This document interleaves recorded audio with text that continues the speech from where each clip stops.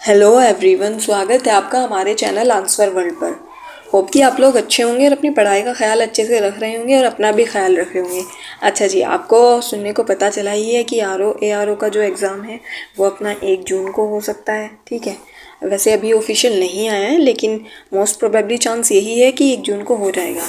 अच्छा, तो आज की हम अपनी वीडियो में करने वाले हैं मॉडर्न हिस्ट्री की जो हमारी सीरीज चल रही थी उसका ये 3rd पार्ट होगा। 2 पहले पार्ट मैंने करा दिए हैं, आपने वो वीडियो नहीं देखी है तो आप देख लेना।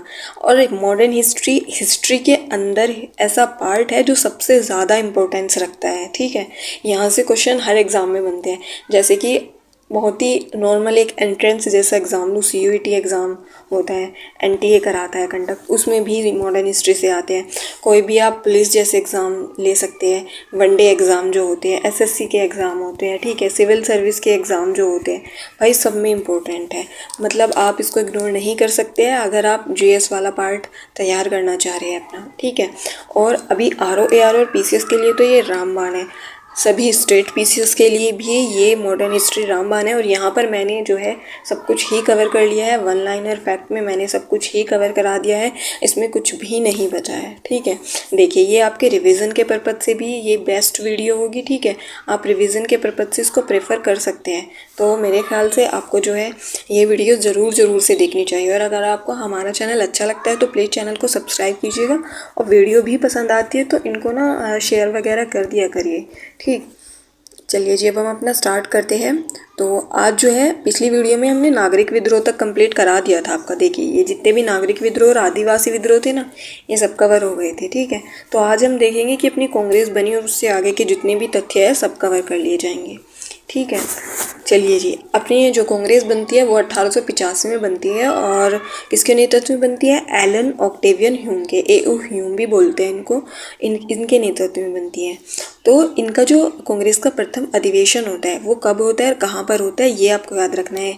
इसमें डेट मोस्ट इम्पोर्टेंट हो जाती है, जगह भी इम्पोर्टेंट होती है कि किस स्थान पर ये घटना घटित हुई थी। ठीक है, चलिए जी, तो 28 दिसंबर 1885 को जो है बम्बई में गोकुलदास तेजपाल संस्कृत महाविद्यालय परिसर में जो इसका कांग्रेस का प्रथम अधिवेशन होता है। ठीक है, और जो वॉइसरॉय थे उस टाइम पर वो कौन थे, क्योंकि ये बहुत बार PYQ में आया हुआ है कि जब कांग्रेस बनी तो उस टाइम पर वॉइसरॉय कौन थे, तो वो कौन थे?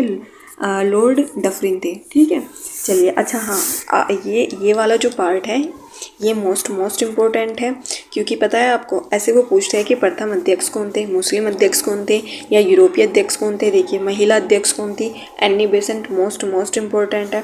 अच्छा, अगर हम भारतीय महिला के उसमें आ जाते हैं तो सरोजनी नायडू जी हो जाती हैं, लेकिन अगर हम खाली महिला के बारे में बात करेंगे तो एनी बेसेंट होगी। यहाँ पर ये भारतीय थी, इंडियन थी। ठीक है, सबसे युवा अध्यक्ष पूछेंगे ये सारी चीज़ें। तो प्रथम अध्यक्ष WC बनर्जी थे, प्रथम मुस्लिम अध्यक्ष बदरुद्दीन तैयब जी थे, प्रथम यूरोपीय अध्यक्ष जॉर्ज यूले थे, महिला अध्यक्ष एनी बेसेंट, और भारतीय महिला अध्यक्ष सरोजनी नायडू, और सबसे युवा अध्यक्ष मौलाना अबुल कलाम आज़ाद। ठीक है, आपको ये रट लेने हैं और ये मुझे पता है आप कर लोगे तैयार, आप इतने इंटेलिजेंट हो। ठीक है, आपकी सारी चीज़ें कवर हो जाएंगी।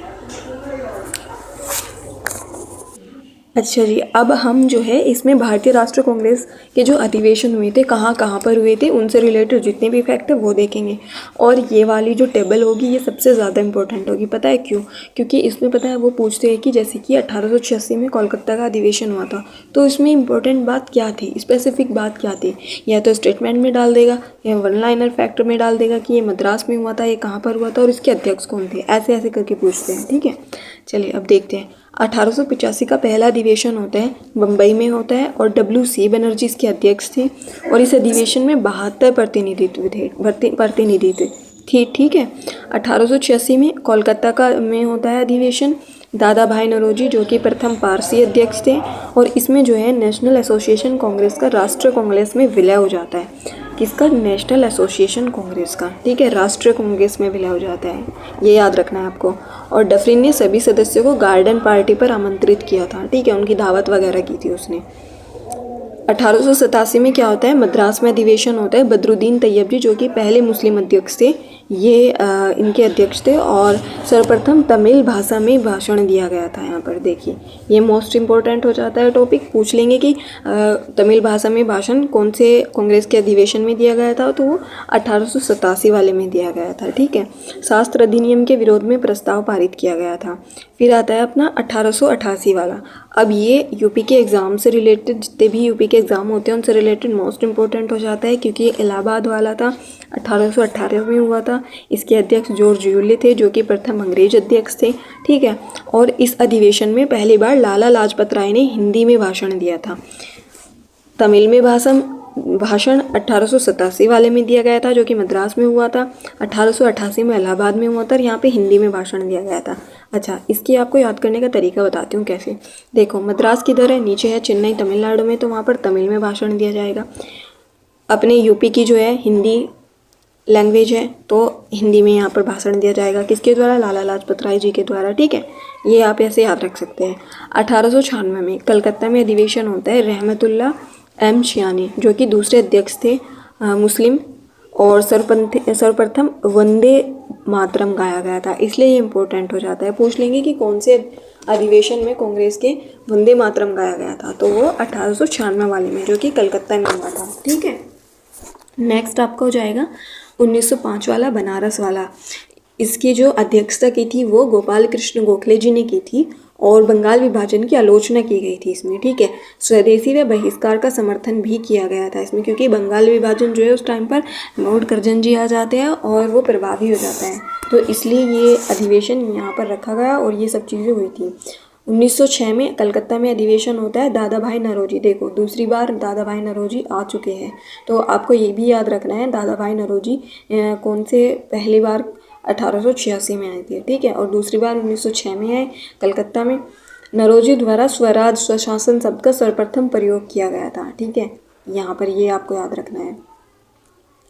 चलिए जी, नेक्स्ट है आपका 1907 वाला सूरत अधिवेशन है। रास बिहारी घोष जी जो थे ये इसके अध्यक्ष थे, और कांग्रेस का प्रथम विभाजन ये इंपॉर्टेंट हो जाता है। नरम दल और गरम दल में कांग्रेस बट जाती है यहाँ से। ठीक है, 1907 में रास बिहारी घोष जब इसके अध्यक्ष होते हैं। ठीक, 1911 में फिर कलकत्ता में अधिवेशन होता है। बिशन नारायण दर पहली बार जनगण मन गाया गया था, याद रखना है, 1911 याद रखना है। और वंदे मातरम जो है वो याद रखना है, 1896 वाला, वो कब गाया गया था। ठीक है, और देखो जो जनगण मन था वो भी कलकत्ता में गाया गया था, और जब कलकत्ता में अधिवेशन हुआ, जो अपना वंदे मातरम था वो भी कलकत्ता में हुआ था। ठीक है, चलिए जी, नेक्स्ट आपका हो जाएगा 1916 वाला, लखनऊ में हुआ था। इम्पोर्टेंट है, यूपी के एग्ज़ाम से रिलेटेड। इसके कौन थे? अंबिका चरण मजूमदार इसके अध्यक्ष थे। और जैसे कि ये जो नरम दल और गरम दल थे ना, ये जो बटे थे 1960 में, अब ये 1916 में एक हो जाएंगे, समझौता हो जाएगा इनके बीच में। ठीक, तथा कांग्रेस एवं मुस्लिम लीग में भी समझौता हो गया था। अब आ गया आपको समझ में, इसको बिल्कुल भी आपको भूलना नहीं है, ये इम्पोर्टेंट है 1916 वाला अधिवेशन। और इसमें जो है मुंबई का जो गवर्नर था लॉर्ड वेलिंगटन, उन्होंने भी इस अधिवेशन में भाग लिया था। ठीक है, चलिए जी, नेक्स्ट है आपका 1917 वाला, कलकत्ता में हुआ था। अन्नी बेसेंट जी आई थी, क्योंकि ये प्रथम महिला है अध्यक्ष इसकी, तो ये इम्पोर्टेंट हो जाता है। और इसमें जो है तिरंगे झंडे को कांग्रेस ने अपनाया था 1917 वाले में। तो अब आपको समझ आ रहा होगा कि इसमें कितनी ज़्यादा इम्पोर्टेंट चीज़ें ली गई हैं, जो कि बिल्कुल इग्नोर नहीं की जा सकती है। ठीक है, हाँ जी, तो 1920 में नागपुर में अधिवेशन होता है, और सी विजय राघव चेरियार इसके जो है अध्यक्ष होते हैं। इसमें क्या होता है कि जो रियासतें होती हैं उनकी, और उनके लिए जो नीति बनाई जाती है कि भाषाओं के आधार पर प्रांतों को विभाजित करना। हिंदी, जैसे कि हिंदी जहाँ की है तो उसकी अलग बना दो, अगर कहाँ की दूसरी लैंग्वेज है तो उनके अलग बना दो, तो ये चीज़ें लाई गई थी। ठीक है, असहयोग आंदोलन के कार्यक्रम का अनुमोदन हुआ था यहाँ पर, ये दोनों आपको याद रखना है। ठीक, 1923 में कहाँ पर होता है? काकीनाडा में होता है। मौलाना मोहम्मद अली जो है इसके अध्यक्ष होते हैं। इस वार्षिक सम्मेलन में अखिल भारतीय खादी बोर्ड की स्थापना की गई थी। ये क्वेश्चन भी आपको याद रखना है। अखिल भारतीय खादी बोर्ड कब बना था, कौन से अधिवेशन में बना था? तो 1923 वाले में बना था। 1924 वाला बेलगांव वाला कर्नाटक में हुआ था। इम्पोर्टेंट हो जाता है क्योंकि महात्मा गांधी जी इसकी अध्यक्षता करते हैं। एकमात्र अधिवेशन ऐसा था जो कि महात्मा गांधी ने जिसकी अध्यक्षता की थी। ठीक है, 1925 वाला भी इम्पोर्टेंट हो जाता है क्योंकि जो सरोजनी नायडू थी वे अपनी यूपी की फर्स्ट गवर्नर थी, तो इसलिए आपको ये याद रखनी है। कानपुर में इसका होता है ये अधिवेशन, और कांग्रेस की में जो है प्रथम भारतीय महिला ऐसी थी जिन्होंने अध्यक्षता की थी। 1929 में लाहौर में होता है और जवाहरलाल नेहरू जी इसकी अध्यक्षता करते हैं, ठीक है। और जो पूर्ण स्वराज का प्रस्ताव था वो यहीं पर आया था 1929 वाले अधिवेशन में, ठीक, जो कि प्रतिवर्ष 26 जनवरी को स्वतंत्रता दिवस मनाने का निर्णय लिया गया है इसी दिन, क्योंकि पूर्ण स्वराज का जो कंसेप्ट है वो 1929 में आता है जवाहरलाल नेहरू जी के द्वारा, फिर हम अपना 26 जनवरी को इसीलिए मनाते हैं। 1931 कराची में होता है और वल्लभ भाई पटेल जी इसके अध्यक्ष होते हैं। मूल अधिकार का प्रस्ताव आता है यहाँ से। गांधी इरविन समझौता होता है, गांधी इरविन पैक्ट था जो कि 1931 में हुआ था, और राष्ट्रीय आर्थिक कार्यक्रम का प्रस्ताव पारित होता है, ठीक है। 1936 में देखो फिर से लखनऊ में होता है, और जवाहरलाल नेहरू जी जो है, क्योंकि देखो 1916 में लखनऊ में हुआ था, ये इम्पोर्टेंट है, और 1936 में लखनऊ में आ जाता है। नेहरू जी ने समाजवाद को भारत की समस्याओं को हल करने की कुंजी बताया था। कांग्रेस की पार्लियामेंट्री बोर्ड स्थापित हुआ था, ठीक है, याद रखना आप लोग। नेक्स्ट है आपका 1937 वाला फैजपुर। जवाहरलाल नेहरू जी करते हैं, और प्रथम अधिवेशन जो गांव में हुआ था, ठीक है, फैजपुर में। हरिपुरा वाला इंपॉर्टेंट हो जाता है 1938 1939, लगातार ये इंपॉर्टेंट हो जाते हैं क्योंकि इनकी जो है सुभाष चंद्र बोस जी ने इनकी अध्यक्षता की थी। अच्छा, ये भी PYQ में आया हुआ है कि जो हरिपुरा गांव है वो कहाँ पर पड़ता है, ठीक है। हरिपुरा गांव गुजरात में पड़ता है, और जो त्रिपुरी है वो मध्य प्रदेश में पड़ता है। तो 1938 वाले में क्या हुआ था, राष्ट्रीय नियोजन योजना समिति का गठन। सुभाष चंद्र बोस ने हिंदी भाषा के लिए रोमन लिपि लागू करने की वकालत की। झंडा गीत की स्वीकृति मिली, ठीक है। ये सारी चीज़ें 1938 वाले में। 1939 वाले में क्या हुआ था, पहली बार कांग्रेस अध्यक्ष का चुनाव सुभाष चंद्र बोस जी एवं गांधी जी समर्थित उम्मीदवार पट्टाभाई सीतारमैया के बीच मतदान द्वारा हुआ था, ठीक है। इसमें जो है सुभाष जी जीत गए थे, बोस जी जीत गए थे, लेकिन उन्होंने बाद में जो है पद छोड़ दिया था, और उनकी जगह पर फिर कौन बना था, राजेंद्र प्रसाद जी को अध्यक्ष बनाया गया था। पट्टाभाई सीतारमैया नहीं बने थे फिर, ठीक है। 1940 में रामगढ़ में होता है मौलाना अबुल कलाम आज़ाद, जो कि सबसे युवा मुस्लिम अध्यक्ष थे, और आज़ाद 6 वर्ष तक लगातार कांग्रेस में अध्यक्ष पद पर रहे थे। 1946 में मेरठ में होता है, जो कि इम्पोर्टेंट हो जाता है। आचार्य JB कृपलानी थे, स्वतंत्रता के समय कांग्रेस के अध्यक्ष रहे थे, ठीक है। ये इम्पोर्टेंट है क्योंकि 1940 वाला आपको याद रखना है, ठीक है। फैक्ट देख लेते हैं जो कि बंगाल विभाजन से रिलेटेड होंगे, ठीक है। अच्छा, ये थोड़ा ब्लर हो रखा है, मैं इसको जूम कर देती हूँ, शायद थोड़ा क्लियर हो जाए। देखो, बंगाल विभाजन कब होता है, 1905 में होता है, ठीक है। और इसका निर्णय की घोषणा कब होती है, 19 जुलाई 1905 को होती है वायसरॉय लॉर्ड कर्जन के द्वारा। आपको बंगाल विभाजन से रिलेटेड सारी डेट याद रखनी है, सारे फैक्ट याद रखने हैं। बहुत बार PYQ में आया है ये यहाँ से, ठीक है। चलिए जी, अगर इसकी हम विशेषता देखते हैं कि क्या क्या था, तो विभाजन के निर्णय के विरोध में 7 अगस्त 1905 को कलकत्ता के टाउन हॉल में स्वदेशी आंदोलन की घोषणा हो जाती है, ठीक है। चलिए नेक्स्ट है स्वदेशी आंदोलन का जो विस्तार था वो सर्वप्रथम कृष्ण कुमार मित्र जी जो थे उनकी एक पत्र था संजीवनी, उसमें स्वदेशी आंदोलन के बारे में बताया गया था, ठीक है। और बंगाल विभाजन प्रभावी कब होता है, 16 अक्टूबर 1905 को होता है, इसीलिए पूरे बंगाल में इस दिन को शोक के दिवस के रूप में मनाया जाता है, ठीक। गोपाल कृष्ण गोखले जी महात्मा गांधी के राजनीतिक गुरु थे, ये आपको याद रखना है, कई बार PYQ में आया हुआ है कि महात्मा गांधी के राजनीतिक गुरु कौन थे, तो वो गोपाल कृष्ण गोखले थे। इन्होंने 1905 ईस्वी में सर्वेंट ऑफ इंडियन सोसाइटी की स्थापना की थी, सर्वेंट ऑफ इंडिया सोसाइटी याद रखनी है। 1911 में लॉर्ड हार्डिंग के द्वितीय ने इंग्लैंड के सम्राट जॉर्ज पंचम और महारानी मैरी के आगमन पर दिल्ली में भव्य दरबार का आयोजन किया था। ऐसे पूछते हैं ना कि दिल्ली दरबार कब लगा था, तो 1911 में लगा था एक, ठीक, जिसमें बंगाल विभाजन को रद्द कर दिया गया तथा कलकत्ता के स्थान पर दिल्ली को भारत की राजधानी बनाने की घोषणा की गई, और 1912 में दिल्ली भारत की राजधानी बन गई थी।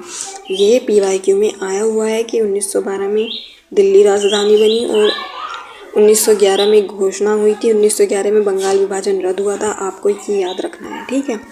चलिए जी नेक्स्ट, हाँ जी, मुस्लिम लीग का गठन देखते हैं, 1906 में होता है, ठीक। और इससे रिलेटेड फैक्ट क्या क्या है, सम्मेलन में सलीमुल्लाह ने अखिल भारतीय मुस्लिम लीग के गठन पर प्रस्ताव पेश किया था, ठीक है। अच्छा, पहले ये देख लेते हैं। दिसंबर 1906 में ढाका के नवीब सलीमुल्लाह खान के निमंत्रण पर ढाका में अखिल भारतीय मुस्लिम शैक्षणिक सम्मेलन संपन्न हुआ था। ठीक है। और मुस्लिम लीग का मुख्यालय कहाँ पर बना था? लखनऊ में बना था। ठीक है। मुस्लिम लीग का जो पहला अध्यक्ष था वो कौन था? आगा खां को बनाया गया था। और ये मैंने आपको बताई थी, जो सम्मेलन था उसमें सलीमुल्लाह ने अखिल भारतीय मुस्लिम लीग के गठन का प्रस्ताव पेश किया था। ठीक। कांग्रेस का विभाजन जो होता है सूरत अधिवेशन 1907 के दौरान होता है। और उस टाइम पर कौन थे? इसके अध्यक्ष रासबिहारी घोष जी थे। ठीक है। और इसके अधिवेशन ये मैंने बता दिया, अध्यक्षता रासबिहारी घोष ने की थी, कारण स्वदेशी आंदोलन को चलाने के तौर तरीके को लेकर, इसलिए कांग्रेस का विभाजन हुआ था। ठीक है। और नरम दल और गरम दल में कांग्रेस विभाजित हो गई थी। ठीक है जी। नेक्स्ट देखते हैं बाल गंगाधर तिलक जी के बारे में। काफ़ी इंपॉर्टेंट पर्सनालिटी हो जाती है, तो इनके बारे में देख लेते हैं। उपाधि क्या क्या थी इनकी? लोकमान्य, भारत के बेताज बादशाह। ठीक है। और इनके जो समाचार पत्र थे मराठा और केसरी थे, 1881 ईस्वी में प्रकाशित हुए थे। डेट भी याद रखनी है, मराठा और केसरी 1881 में प्रकाशित हुए। उत्सव की शुरुआत तो बाल गंगाधर तिलक जी जो है गणपति उत्सव स्टार्ट करते हैं। और कब करते हैं? 1895 में स्टार्ट होता है। ठीक है। गणपति उत्सव है 1895 ईस्वी में। शिवाजी उत्सव, ये आपको दोनों याद रखने हैं। और इंडियन अर्नेस्ट एक बुक थी, उसके जो लेखक थे वैलेंटाइन सिरोल, इन्होंने क्या कहा था? उनको भारतीय शांति का जनक बोला था बाल गंगाधर तिलक जी को। ठीक है। 1908 में केसरी में प्रकाशित तथ्यों के आधार पर राजद्रोह का मुकदमा चलाकर इन्हें 6 वर्ष की जेल हो गई थी और इनको बर्मा भेजा गया था, मांडले जेल में। ठीक है।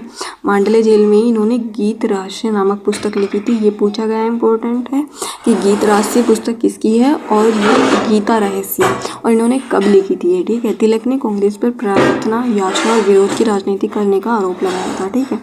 हाँ जी। अब नेक्स्ट है आपका भारत में क्रांतिकारी आंदोलन का प्रथम चरण। ठीक है। जो वीडी सावरकर थे उनके द्वारा 1899 में एक मित्र मेला, ठीक है, ईस्वी में ही 1904 ईस्वी में एक गुप्त सभा अभिनव भारत में परिवर्तित हो गई थी। ठीक है।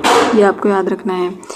फिर पी मित्रा ने बंगाल में अनुशीलन समिति की स्थापना की थी। 30 अप्रैल 1908 को खुदीराम बोस और प्रफुल्ल चाकी ने मुजफ्फरपुर के न्यायाधीश किंग्सफोर्ड पर गाड़ी पर बम फेंका था, लेकिन किंग्सफोर्ड बच गया था। तो उसमें क्या हुआ? फिर प्रफुल्ल चाकी ने आत्महत्या कर ली और खुदीराम बोस को गिरफ्तार कर लिया गया था। ठीक है। 1908 ईस्वी में मात्र 15 वर्ष की आयु में जो थी खुदीराम बोस जी को फांसी दे दी गई थी। ये आपको याद रखना है। फिर 23 दिसंबर 1912 को दिल्ली में वायसरॉय लॉर्ड हार्डिंग विक्टर के काफिले पर बम फेंक देते हैं। इस घटना में रासबिहारी बोस और सचिन सान्याल की भूमिका थी। अच्छा, इस घटना से रिलेटेड ऐसे भी पूछते हैं कि उनमें कौन कौन शामिल थे, कौन कौन शामिल नहीं थे। तो आपको वे भी याद रखनी है, सचिन सान्याल और रासबिहारी बोस भी याद रखना है। ठीक है। विदेशों में क्रांतिकारी आंदोलन, आपको ये भी याद रखना है क्योंकि ये इम्पोर्टेंट हो जाता है। फिर मैडम भिखाजी कामा जो है, ये वाला सबसे ज़्यादा इम्पोर्टेंट हो जाता है। तो श्यामजी कृष्ण वर्मा ने 1905 ईस्वी में लंदन में भारत स्वशासन समिति इंडिया होम रूल सोसाइटी की स्थापना की थी। श्यामजी कृष्ण वर्मा ने की थी 1905 में की थी, ये आपको याद रखना है। मैडम भिखाजी कामा ने 1907 में स्टुटगार्ट जर्मनी में अंतर्राष्ट्रीय समाजवादी कांग्रेस के सम्मेलन में भारत का राष्ट्रीय तिरंगा हरा, पीला और लाल रंग का ध्वज फहराया और भारतीय क्रांति की माता कहा जाता है उनको, मैडम भिखाजी कामा को। ठीक है। 1 नवंबर 1913 को लाला हरदयाल ने सैन फ्रांसिस्को में गदर पार्टी की स्थापना करी थी और सोहन सिंह बाखना इस पार्टी के अध्यक्ष रहे थे। ठीक है। अब महत्वपूर्ण घटना जो कि इम्पोर्टेंट है, कामागाटा मारू प्रकरण के बारे में पूछते हैं कि कब हुआ था। तो ये 1914 में हुआ था। ठीक है। ये जहाज से रिलेटेड इंसिडेंट था। मौलवी का सुधार 1909 में होता है। दिल्ली दरबार 1911 में लगता है। प्रथम विश्व युद्ध 1914 से 1928 में। होम रूल लीग आंदोलन 1916 में। लखनऊ समझौता 1916 में। मुमताज़ घोषणा 1917 में। मुमताज़ समाज कोड सुधार 1919 में। अच्छा, ये इसलिए इम्पोर्टेंट है क्योंकि ये करंट से लगाने में आ जाते हैं। ठीक है। क्रोनोलॉजी बताइए कब हुई घटना, कब हुई घटना, ऐसे पूछते हैं। ठीक है। लखनऊ समझौता मैंने आपको बताया था, अम्बिका शर्मा ने मुमताज़ ने इसकी अध्यक्षता की थी। और इसमें जो है जैसे ये गरम दल और नरम दल में दो में स्प्लिट हुई थी अपनी कांग्रेस। ठीक है। तो वो दोनों जो है इनके बीच में समझौता हो गया था और जो अपना ये आंदोलन चल रहा था होम स्वशासन का, होम रूल लीग वाला, उसमें भी अन्नी बेसेंट जी उनका ही रोल था। अन्नी बेसेंट जी का ही रोल था कि नरम दल और गरम दल ये दोबारा मिले थे, ठीक है। और इस अधिवेशन में कांग्रेस और मुस्लिम लीग के बीच में समझौता हुआ था, ठीक है। ये मैंने आपको सब कुछ ऊपर करा दिया। महात्मा गांधी जी के बारे में थोड़ा देख लेते हैं। उनका जन्म 2 अक्टूबर 1869 को गुजरात के पोरबंदर में होता है। पिताजी का नाम करमचंद गांधी और माताजी का नाम पुतली बाई जी था। और इनके पिता पोरबंदर, वांकानेर और राजकोट के दीवान रहे थे। 1883 में 13 वर्ष की उम्र में गांधी जी का विवाह कस्तूरबा गांधी जी से हो गया था, ठीक है। और गांधी जी 1879 से 1891 ईस्वी तक इंग्लैंड में कानून की पढ़ाई कर रहे थे। गांधी जी 1893 ईस्वी में गुजराती व्यापारी बाबा अब्दुल्ला से मुकदमा लड़ने के लिए दक्षिण अफ्रीका डरबन गए थे। ये भी आपको याद रखना है कि वो अब्दुल्ला के लिए डरबन गए थे और 1893 में गए थे, ठीक है। हाँ जी, नेक्स्ट देखते हैं अपना और क्या है। गांधी जी अफ्रीका में लगभग कितने साल रहे? 21 साल रहे थे और 9 जनवरी 1915 को भारत वापस आ गए थे दक्षिण अफ्रीका से, ठीक है। फिर नेक्स्ट है गोपाल कृष्ण गोखले गांधी जी से राजनीतिक जुड़े थे। और गांधी जी साबरमती आश्रम की स्थापना कब करते हैं? 1917 में करते हैं, अहमदाबाद में करते हैं, ठीक है। The story of my experiment with प्रोटी, ये गांधी जी की आत्मकथा थी। और उनकी पुस्तकें कौन कौन सी थी? पत्र पत्रिका, हिंदू स्वराज, यंग इंडिया, नवजीवन, हरिजन इंडियन ओपिनियन। ये आपको याद रखना है सब कुछ। 30 जनवरी 1948 को नाथूराम गोडसे ने गांधी जी की हत्या कर दी थी गोली मारकर, ठीक है। गांधी जी दक्षिण अफ्रीका में देख लेते हैं। नेटाल इंडियन कांग्रेस की स्थापना 1894 में होती है और ये पीवाईसी में आ चुका है। तो आपको याद रखना है कि नेटाल इंडियन कांग्रेस कब बनी थी? 1894 में बनी थी। जो फिनिक्स आश्रम था ये 1904 में बनता है। टॉल्स्टॉय फॉर्म जो कि जोहान्सबर्ग में था और इसकी स्थापना 1910 में होती है। इंडियन ओपिनियन पत्र, ये इसका प्रकाशन 1903 में होता है। और ये पूछा गया है कि ये जो इंडियन ओपिनियन था वो भारत में हुआ था या कहाँ दक्षिण अफ्रीका में हुआ था इसका प्रकाशन, ठीक है। तो आपको ये याद रखना है। और जो भारत में गांधी जी के 3 इम्पोर्टेंट और प्रारंभिक कार्य थे वो कौन कौन से थे जो काफ़ी फेमस हुए थे? वो था पहले वाला तो आपको कौन सा होता है? 1917 में होता है चंपारण सत्याग्रह, ठीक है। ये प्रथम सविनय अवज्ञा आंदोलन बोल सकते हैं इसको। दूसरा 1918 में खेड़ा सत्याग्रह होता है, प्रथम असहयोग आंदोलन।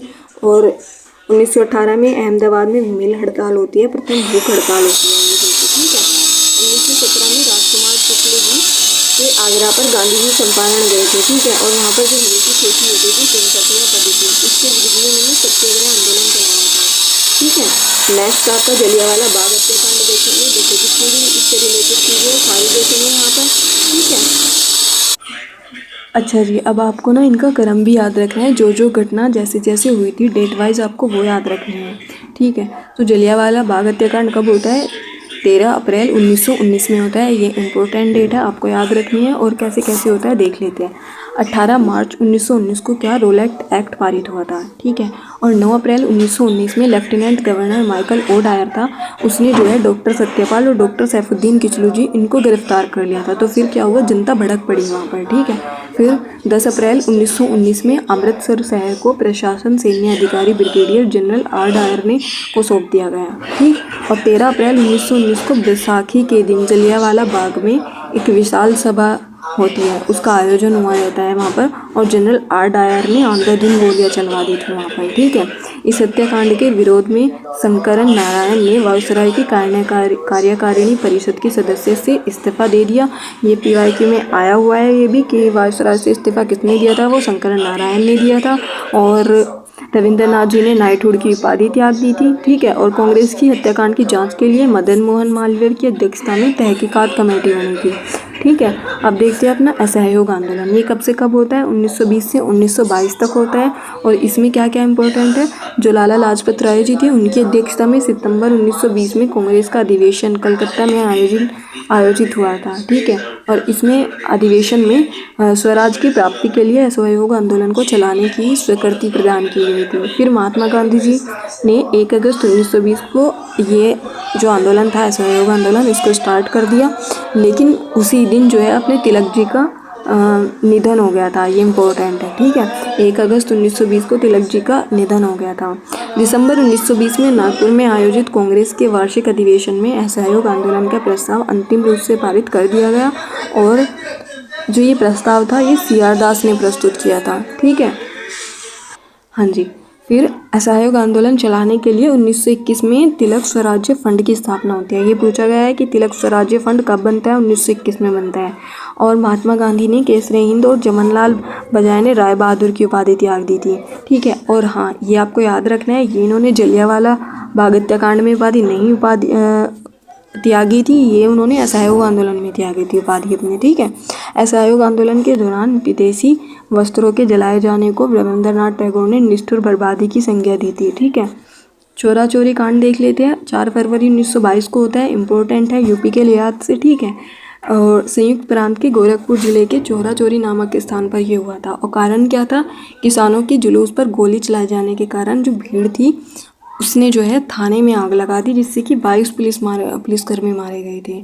परिणाम 12 फरवरी 1922 को गांधी जी ने असहयोग आंदोलन को स्थगित कर दिया था। ठीक है, अब देखते हैं नेक्स्ट अपना स्वराज पार्टी का गठन होता है कब, मार्च 1923 में होता है। ठीक है, 1923 के विधानमंडल चुनाव में भाग लेने के लिए मार्च 1923 में सी आर दास एवं मोतीलाल नेहरू ने इलाहाबाद में स्वराज पार्टी की स्थापना की थी। ठीक है, और जो सी आर दास जी थे वो अध्यक्ष थे, मोतीलाल नेहरू जी महासचिव थे। इम्पोर्टेंट है स्वराज पार्टी क्योंकि इलाहाबाद में बनती है, 1923 में बनती है। दोनों नेताओं के नाम भी याद रखने हैं। स्वराज पार्टी ने 1925 में विठल भाई पटेल को केंद्रीय विधानमंडल का अध्यक्ष नियुक्त करने में सफलता प्राप्त की थी। ठीक है, क्रांतिकारी आंदोलन देख लेते हैं। इसका जो दूसरा चरण है तो हिंदुस्तान रिपब्लिक एसोसिएशन इम्पोर्टेंट हो जाती है, याद रखना है आप लोगों को। अक्टूबर 1924 में सचिंद्र सान्याल, रामप्रसाद बिस्मिल, योगेश चटर्जी और अन्य क्रांतिकारियों के सहयोग से कानपुर में इसकी स्थापना की गई थी। अच्छा, आपको सभी क्रांतिकारी नेताओं के नाम याद रखने हैं और स्थान भी याद रखना है, डेट भी याद रखनी है आप लोगों को। ठीक है, नेक्स्ट है आपकी काकोरी कांड, 9 अगस्त 1925 में होता है। हिंदुस्तान रिपब्लिक एसोसिएशन के क्रांतिकारियों ने 9 अगस्त 1925 को लखनऊ के काकोरी नामक स्थान पर 8 डाउन ट्रेन को लूटा था। ठीक है, इस घटना के संबंध में 29 क्रांतिकारियों को गिरफ्तार किया गया था और उन पर मुकदमा चला था। जो अपने रामप्रसाद बिस्मिल जी थे, राजेंद्र लाहिड़ी, रोशन लाल, अशफाकुल्ला खां, इनको जो है गोरखपुर, गोंडा, नैनी और फैजाबाद में फांसी दी गई थी। चंद्रशेखर आज़ाद इस घटना के बाद सफल रहे थे भागने में। ठीक है, अच्छा आपको ना ये भी याद रखना है, जैसे रामप्रसाद बिस्मिल और इनको फांसी कहाँ कहाँ पर हुई थी, ये जगह आपको याद रखनी है।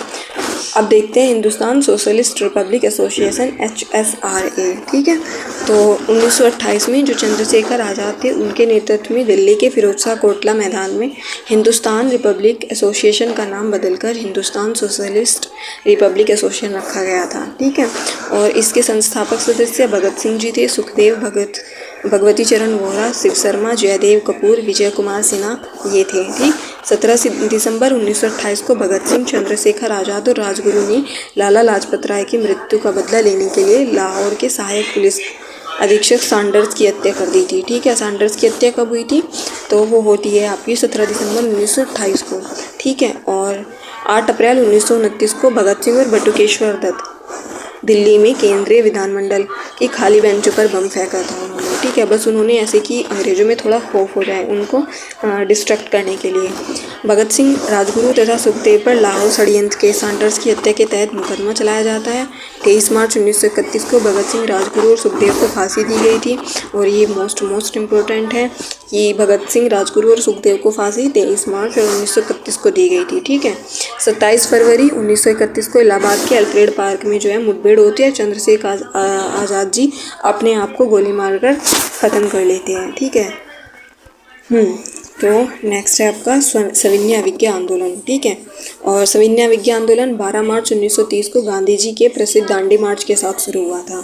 12 मार्च 1930 को गांधी ने अहमदाबाद स्थित साबरमती आश्रम से अपने 78 समर्थकों को साथ दांडी के लिए पदयात्रा प्रारंभ की थी। ठीक है, और कितने दिन का था ये, 24 दिन का था। ठीक है, और 5 अप्रैल को दांडी नौशेरा जिला पहुंचकर 6 अप्रैल 1930 को समुद्र तट पर नमक बनाकर कानून तोड़ा था। ठीक है, इस यात्रा के दौरान गांधी जी ने 390 किलोमीटर की पद यात्रा तय की थी, मतलब पैदल चल के यात्रा की थी। अमेरिकी पत्रकार वेब मिलर दांडी मार्च के बारे में उन्होंने जो है जिक्र किया था।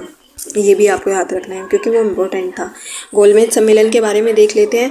तो पहला गोलमेज सम्मेलन जो कि होता है नवंबर 1930 से जनवरी 1931 तक होता है, और दूसरा कब होता है 7 सितंबर 1931 से 1 दिसंबर 1931 तक। तीसरा होता है 17 नवंबर 1932 से 24 दिसंबर 1932 तक। ठीक है, तो प्रथम गोलमेज सम्मेलन में डॉक्टर भीमराव अंबेडकर जी और मुस्लिम प्रतिनिधियों ने पृथक निर्वाचन मंडल की मांग की थी। ठीक, और भीमराव अंबेडकर जी ऐसे थे कि उन्होंने तीनों गोलमेज सम्मेलन में वे प्रेजेंट थे। ठीक है, कांग्रेस ने सिर्फ द्वितीय गोलमेज सम्मेलन में भाग लिया था। और द्वितीय गोलमेज सम्मेलन में जो कांग्रेस के एकमात्र प्रतिनिधि के रूप में कौन गए थे, गांधी जी गए थे। 29 अगस्त 1931 को SS राजपुताना नामक जहाज से गए थे वो। ठीक है, द्वितीय गोलमेज सम्मेलन में सम्मिलित होने वाले प्रमुख व्यक्ति कौन कौन थे, महादेव देसाई जी, मदन मोहन मालवीय, देवदास और गांधी, घनश्याम दास बिड़ला, मीराबाई, नन्ही बेसेंट और सरोजनी नायडू। और इसमें जो है रामजे मैकडोनाल्ड ब्रिटिश प्रधानमंत्री थे और लॉर्ड विलिंगटन थे उस टाइम पे जो भारत के वायसरॉय थे द्वितीय गोलमेज सम्मेलन के टाइम पर। अब देखते हैं सांप्रदायिक निर्णय एवं पूना पैक्ट। ठीक है, अच्छा ये वीडियो थोड़ा बड़ा होने ही वाला था यार, तो आप थोड़ा सा सब्र करके बैठना, लेकिन ये है कि यहाँ पर सारी चीज़ें कंप्लीट हो जाएगी। ठीक है, और इस घटना से रिलेटेड आपको जितनी भी इंफॉर्मेशन है वो भी याद रखनी है। ठीक है, सांप्रदायिक जो निर्णय थे अपने उनसे रिलेटेड। 16 अगस्त 1932 को ब्रिटिश प्रधानमंत्री रैमजे मैकडोनाल्ड जी थे, उन्होंने सांप्रदायिक पंचायतों की कम्युनल अवार्ड उनकी घोषणा की थी। ठीक है, और दलित वर्गों को भी अल्पसंख्यक मुसलमान और सिख पहले से ही थे। ठीक है, और मानकर हिंदुओं से अलग कर दिया गया था। ठीक, इस निर्णय के विरोध में गांधी जी ने पूना के यरवदा जेल में 20 सितंबर 1932 को आमरण अनशन स्टार्ट किया था। फिर 24 सितंबर 1932 को गांधी के अनुयायी कौन कौन थे, मदन मोहन मालवीय, राजेंद्र प्रसाद जी, सी राजागोपालाचारी और अंबेडकर के बीच में समझौता हुआ था। इसी को पूना पैक्ट कहते हैं। ठीक है, और पूना समझौता के मसौदा सी राजागोपालाचारी ने तैयार किया था। पूना पैक्ट पर दलित वर्ग की ओर से डॉक्टर अंबेडकर जी और हिंदुओं की ओर से पंडित मदन मोहन मालवीय जी ने हस्ताक्षर किया था। ठीक, महत्वपूर्ण तथ्य देख लेते हैं। 18 अप्रैल 1930 को सूर्यसेन मास्टर द के नेतृत्व में इंडियन रिपब्लिक आर्मी की चटगांव शाखा ने चटगांव शस्त्रागार पर धावा बोला था और कब्जा कर लिया था। 3 फरवरी 1928 को साइमन कमीशन भारत पहुंचा। 22 से 24 मार्च 1940 को मुस्लिम लीग का वार्षिक अधिवेशन मोहम्मद अली जिन्ना की अध्यक्षता में लाहौर में होता है, और इस अधिवेशन में जो है पाकिस्तान प्रस्ताव पारित किया जाता है। ठीक है, युद्ध में भारत के सहयोग प्राप्त करने के लिए लॉर्ड लिलिंथगो ने 8 अगस्त 1940 को घोषणा की थी, जिसको अगस्त प्रस्ताव कहते हैं। और अगस्त प्रस्ताव को पूर्णतः स्वीकृत करने के बाद कांग्रेस द्वारा व्यक्तिगत संग्रह चलाया गया था और उसमें दिल्ली चलो सत्याग्रह प्रारंभ करने का निर्णय लिया गया था। ठीक, 17 अक्टूबर 1940 को महात्मा गांधी जी ने विनोबा भावे को पहले सत्याग्रही के रूप में चुना था। दूसरे कौन थे, पंडित जवाहरलाल नेहरू थे। तीसरे कौन थे, सरदार वल्लभ भाई पटेल थे। ये आपको याद रखना है।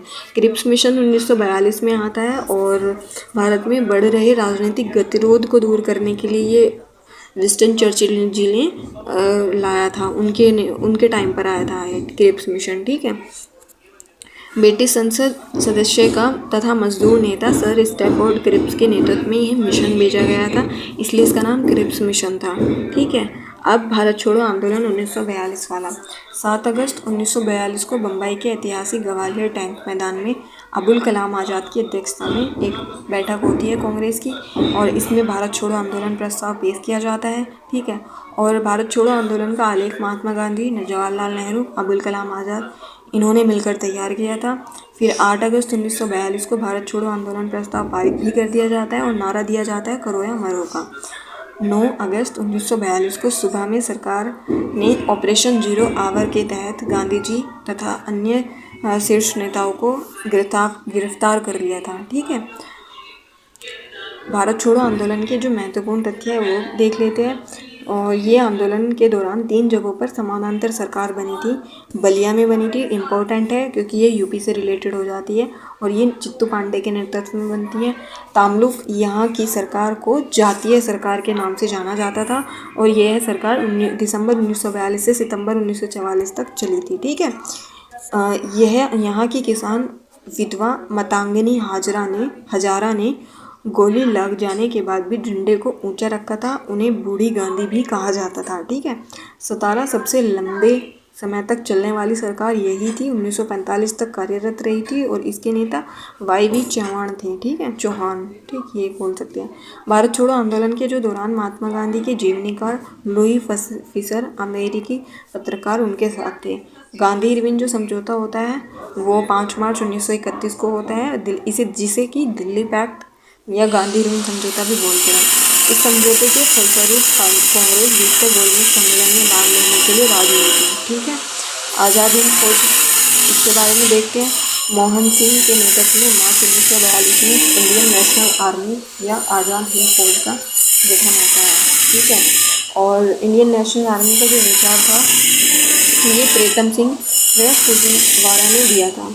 जो इसकी पहली डिवीज़न औपचारिक गठन कब हुआ था? इसकी पहली डिवीज़न का 1 सितंबर 1942 को हुआ था और प्रथम सेनापति मोहन सिंह जी थे। ठीक है।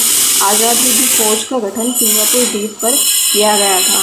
रास बिहारी बोस ने 4 जुलाई 1943 को आज़ाद हिंद फौज की कमान सुभाष चंद्र बोस को दे दी थी। ठीक है। सुभाष चंद्र बोस जी के बारे में देख लेते हैं। 23 जनवरी 1897 को कटक उड़ीसा में इनका जन्म होता है। 1920 में इन्होंने सिविल सेवा में अपना 4th स्थान प्राप्त किया था। ठीक है। और मन ना लगने के कारण इन्होंने त्यागपत्र भी दे दिया था। महात्मा गांधी की प्रेरणा से वर्ष 1921 में राष्ट्रीय कांग्रेस में सम्मिलित हो गए थे। ठीक है। और देशबंधु चित्तरंजन दास जी इनके राजनीतिक गुरु थे। 1927 में इंडिपेंडेंस लीग का गठन किया। 1939 में चंद्रबोस ने कांग्रेस की अध्यक्षता से त्यागपत्र कर देकर फॉरवर्ड ब्लॉक की स्थापना की थी। जर्मनी की जनता ने उन्हें नेताजी के नाम से संबोधित किया था और सुभाष चंद्र बोस जी को देश नायक रविंद्रनाथ टैगोर ने कहा था। महात्मा गांधी ने सुभाष चंद्र बोस को देशभक्तों का देशभक्त कहा था।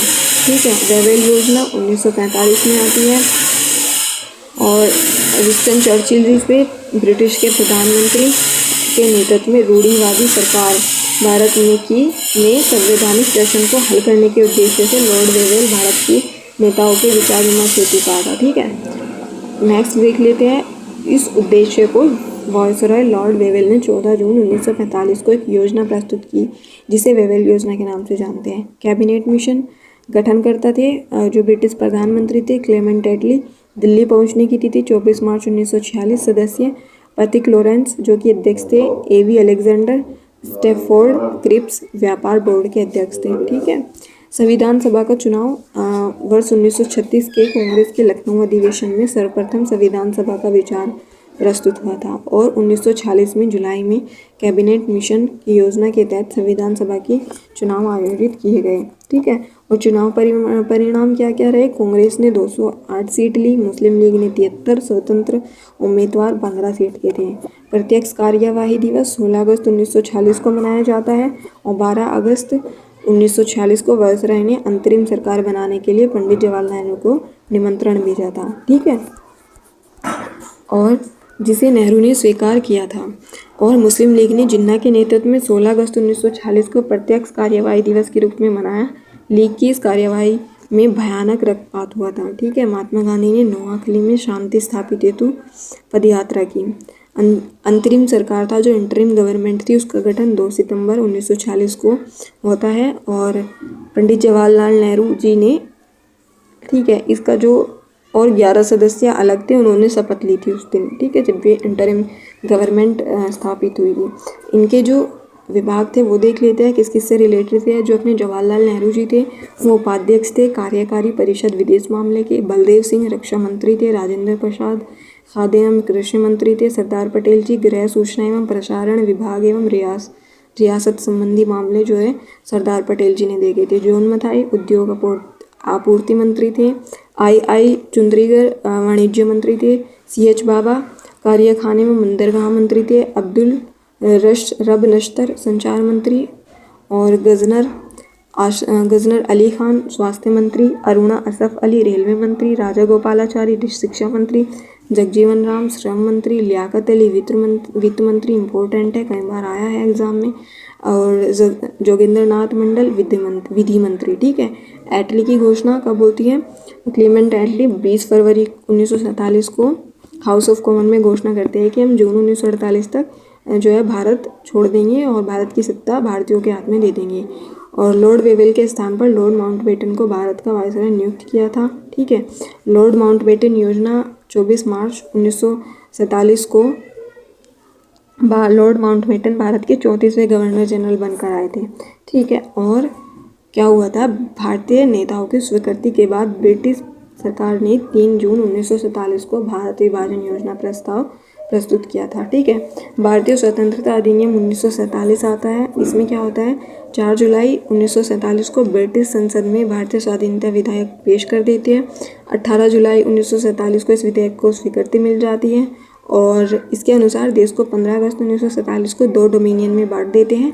14 अगस्त को पाकिस्तान और 15 अगस्त को भारत को स्वतंत्रता प्राप्त हो जाती है। भारत के विभाजन के समय कांग्रेस के अध्यक्ष आचार्य JB कृपलानी थे। ठीक है, अब पुस्तकें देखेंगे इसमें और जितनी भी पुस्तकें इससे रिलेटेड है। ठीक है, बस यही आपके लास्ट टॉपिक है।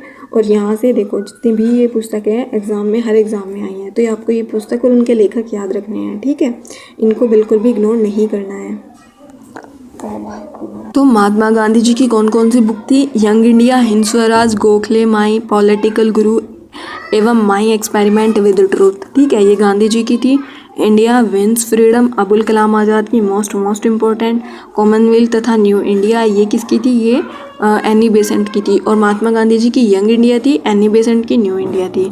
The life divine Aurobindo Ghosh ji की थी। बापू माई मदर मनु बहन गांधी। आनंद मठ दुर्गेश नंदिनी। बंकिम चंद्र चटर्जी की गीता रहस्य। केसरी और मराठा तिलक साहब जी का the man who divided India doctor Rafiq Zakaria की। India from Curzon to Nehru and after Durgadas ji की। Freedom and midnight Larry Collins and Dominique Lapierre की। A nation in making Surendra Nath Banerjee ji की। The story of my deportation unhappy India Lala Lajpat Rai ji की। ठीक है, और next है अपनी इंडिया अनरेस्ट, ये थी वैलेंटाइन शिरोल। नहीं, द इंडिया स्ट्रगल, ये थी सुभाष चंद्र बोस जी की और ये इम्पोर्टेंट है बोस जी की पुस्तक। Our India Musalmans W Hunter की। Precepts of Jesus Raja Ram Mohan Roy की, ये भी इम्पोर्टेंट है। वी डी सावरकर की the India war of independence, ये भी इम्पोर्टेंट है। Civil rebellions in the Indian mutinies, ये थी SB चौधरी जी की। अवध इन रिवोल्ट रुद्रांशु मुखर्जी की। The sipahi mutiny and the revolt of 1857 RC Majumdar की, ये भी इम्पोर्टेंट है। द ग्रेट रिबेलियन, ये अशोक मेहता की कई बार आई है। तहजीबुल अखलाक, ये भी सैयद अहमद खान जी की आई है। स्प्रिंगिंग टाइगर ह्यूज टॉय की आई है कई बार। और टुवर्ड्स स्ट्रगल जयप्रकाश नारायण की। India divided doctor Rajendra Prasad ji की। बंदी जीवन सचिंद्र सान्याल की। मैं अनीश्वरवादी क्यों हूँ and introduction to the dreamland, ये भगत सिंह जी की है। The philosophy of bomb Bhagwati Charan Vohra की। Annihilation of caste BR Ambedkar की। The life of Mahatma Gandhi Louis Fischer की। Guilty man of India partition doctor Manohar Lohia. Amrit Bazar Patrika Motilal Ghosh. Bengali समाचार पत्र Surendra Nath Banerjee. Glimpses of the world history Jawaharlal Nehru. Broken wing Sarojini Naidu. Captive lady Michael Madhusudan Dutt. Terrorist Dilip Mukherjee. Indian struggle for independence Bipin Chandra. Mother India Katherine Mayo की। ठीक है, देखिए मैंने यहाँ से सारे कंप्लीट करा दिए। ये जितने फैक्ट थे मॉडर्न हिस्ट्री से रिलेटेड मैंने वो सब कवर कराए हैं आप लोगों की।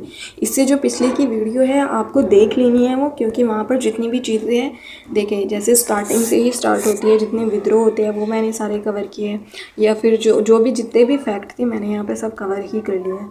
होप कि आपको ये वीडियो अच्छी लगी होगी, हेल्पफुल होगी आपके लिए, आपके रिवीजन के पर्पज़ से हेल्पफुल होगी।